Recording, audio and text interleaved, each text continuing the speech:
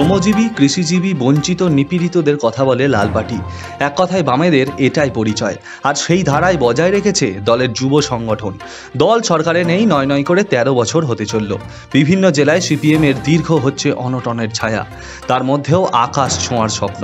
দেশ জুড়ে গত ২ মাস ধরে সিপিএমের যুব সংগঠনের ইনসাফ যাত্রা শুরু করেছিল।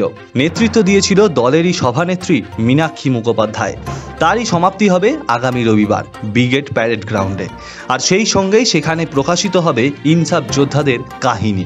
এদিনের ইনসাফ যাত্রায় সেসব প্রান্তিক মানুষদের সামিল করে নিজেদের সমস্যা সমাধান করতে চেয়ে যে সোচ্চার হয়েছেন তিনি, তার কথায় লেখনীতে ফুটে উঠবে এক ডায়েরিতে। মীনাক্ষীর প্রস্তাব মেনে ওই ডায়েরির ব্রিগেড প্যারেড গ্রাউন্ডে প্রকাশ করা হবে। ইচ্ছুক ব্যক্তিরা ৫০ টাকার বিনিময়ে পাবেন ইনসাফ যাত্রার ডায়েরি। সম্প্রতি ডিওয়াইএফআই নিজেদের সোশ্যাল মিডিয়ায় ইনসাফ যাত্রার ডায়েরির প্রকাশের কথা জানান। আসলে তাদের উদ্দেশ্য এতদিন ধরে যারা বাম ছাত্র যুব নেতাদের পায়ে পা মিলিয়ে বিভিন্ন জায়গায় হেঁটেছেন, তাদের সাফল্যের কথা প্রকাশ্য সমাবেশে তুলে ধরা। ব্রিগেডের কর্মসূচি নিয়ে আগেই সাংবাদিক সম্মেলনে বিস্তারিত জানিয়েছিলেন মীনাক্ষী মুখোপাধ্যায়। জানিয়েছিলেন সাধারণ খেটে খাওয়া মানুষ তাদের রক্ত জল করা টাকায় ব্রিগেডের সমাবেশে সাহস যোগাচ্ছেন বলে দাবি করেছিলেন মীনাক্ষী মুখোপাধ্যায়।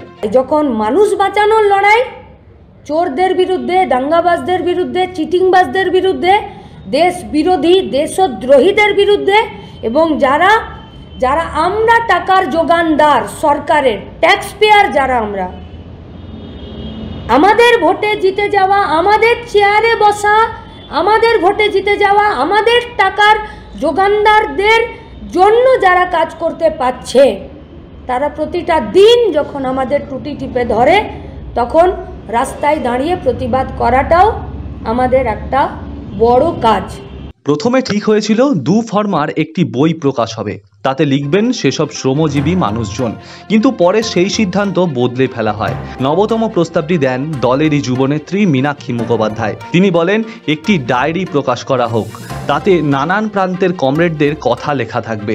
যিনি নিজের সঙ্গে হওয়া অন্যায়ের ন্যায় বিচার পাননি, তার কাহিনী থাকবে ওই ডায়েরিতে। নেত্রী বলেন চুরির টাকায় নয়, ঘামের টাকায় হবে ব্রিগেড। ১ লক্ষ বাড়িতে কৌটো পৌঁছে দেওয়া হয়েছে, তাতে মানুষের রোজগারের টাকা থেকে সাহায্য করেছেন তাদের থেকে। বাম যুবদের কর্মসূচিতে অনেকটাই আর্থিক সাহায্য করেছেন, তাতে মানুষের রোজগারের টাকা থেকে সাহায্য করেছেন। বাম যুবদের কর্মসূচিতে অনেকটাই আর্থিক সাহায্য দিয়েছেন অনেক মানুষ, তার মধ্যে ভিক্ষাজীবীরাও রয়েছেন। তাদের কথাও তুলে ধরা হবে ব্রিগেড সমাবেশে। খরচ যত হয় হোক, ব্রিগেড মাঠে তা বিক্রয়যোগ্য করা হবে। ৫০ টাকা করে বিক্রি করা হবে বলে জানিয়েছেন এই ডায়েরি। সৌভিক সারনালের রিপোর্ট, সময়, কলকাতা।